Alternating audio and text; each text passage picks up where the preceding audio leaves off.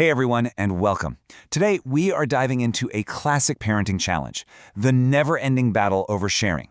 But what if I told you that every time you step in to mediate a fight over a toy, you're not just playing referee? Nope. You're actually teaching the building blocks of teamwork and even future leadership. So let's explore how we can turn those everyday squabbles into some really powerful life lessons. Oh, you know the scene, right? Two kids, one really cool toy. The volume starts creeping up, the grabbing begins, and all of a sudden you feel like you're in the middle of a high-stakes negotiation. If that sounds even a little bit familiar, you are definitely in the right place. In this explainer, we're going to look at how to shift from constantly managing conflict to actually building some amazing character. So here's our game plan. We're going to start with the why, the real benefits of sharing. Then we'll get practical with the how, a toolkit you can actually use. From there, we'll level up to the art of cooperation. And finally, we'll tie it all together with the big picture, how this all helps raise future leaders.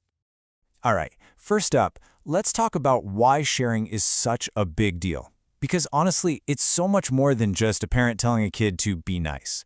This is a fundamental skill that literally shapes how our children build friendships, solve problems, and even how they see their place in the world. Think about it. Sharing is about so much more than just one toy. At its core, it's all about social connection, about learning how to make and keep friends. It teaches kids about compromise and what's fair, and maybe one of the most important things, it teaches them how to cope with disappointment. Learning that you can't always have what you want right when you want it, well, that's how you build resilience, and that is an absolutely crucial life skill. Okay, so we get why it's important, but how do we actually teach it without every day feeling like a battle? Let's jump into our next section and check out a practical toolkit you can literally start using today. Here is a simple but really powerful 4-step strategy. It all starts with just talking about the why. Not just share because I said so, but more like, hey, when we share, it means everyone gets to have fun. Then you make it a game. Play things that naturally involve taking turns.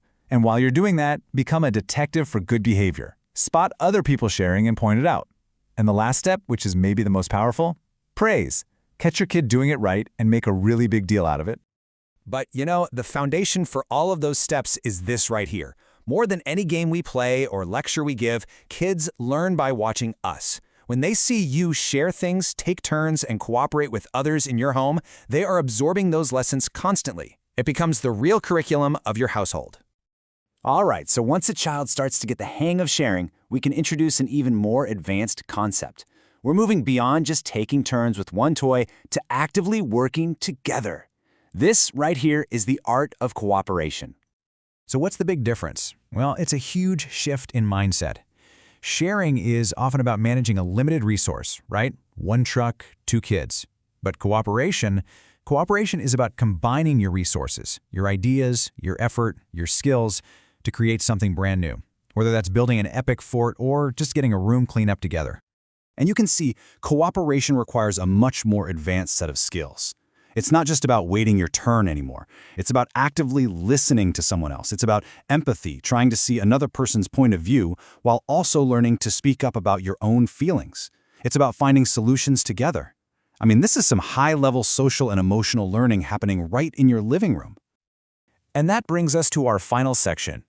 Why does all this early work on sharing and cooperation matter so much in the long run? Well, it's because these aren't just playground skills. They are the very first lessons in leadership.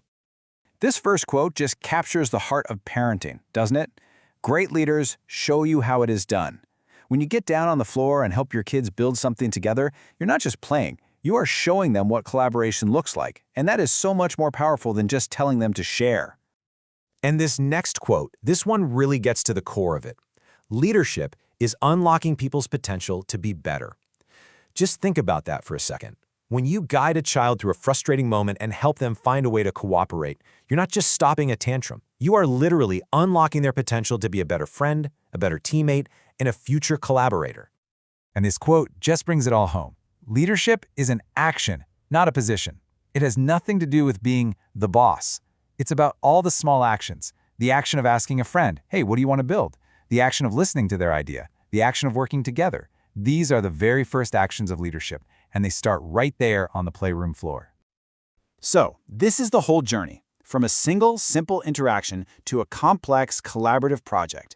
Every single time you guide your child through a dispute over a toy, you're not just solving a little problem in the moment.